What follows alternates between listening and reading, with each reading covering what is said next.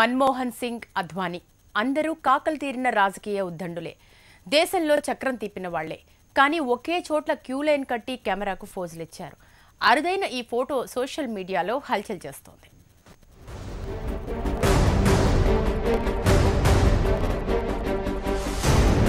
ఒకవైపు పార్లమెంట్లో పెద్ద నోట్ల రద్దుపై రచ్చరచ్చ.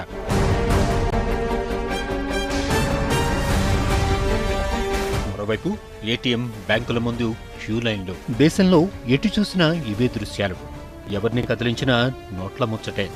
జనం కరెన్సీ కష్టాలు అన్నీ ఇన్నీ కావు. నోటు కోసం పడరాని పాట్లు పడుతున్నారు. ఇలాంటి సమయంలో ఓ ఫోటో నెటిజన్ల కంటపడింది.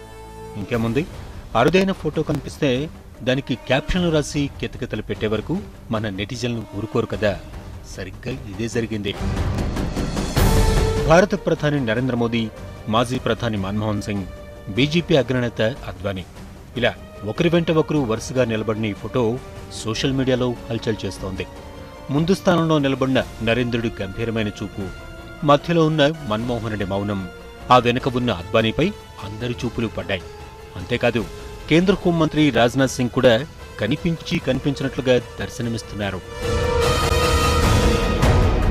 అందరూ క్యూలో నిలబడ్డట్టుగా వరుసగా నిలబడటంతో ఈ ఫోటోపై ఫన్నీ క్యాప్షన్లు పెడుతూ నెటిజన్లు పండుగ చేసుకుంటున్నారు. సోషల్ మీడియాలో, ముఖ్యంగా ఫేస్బుక్, ట్విట్టర్లలో ఈ ఫోటో వైరల్గా మారింది. మీరు ఏటీఎం క్యూలో నిలబడ్డప్పుడు మీకన్నా ముందు వ్యక్తి మెషిన్ దగ్గరికి వెళ్లి రెండో కార్డు తీస్తే మీరు ఇలాగే చూస్తారంటూ ఓ నెటిజన్ చమత్కరించాడు.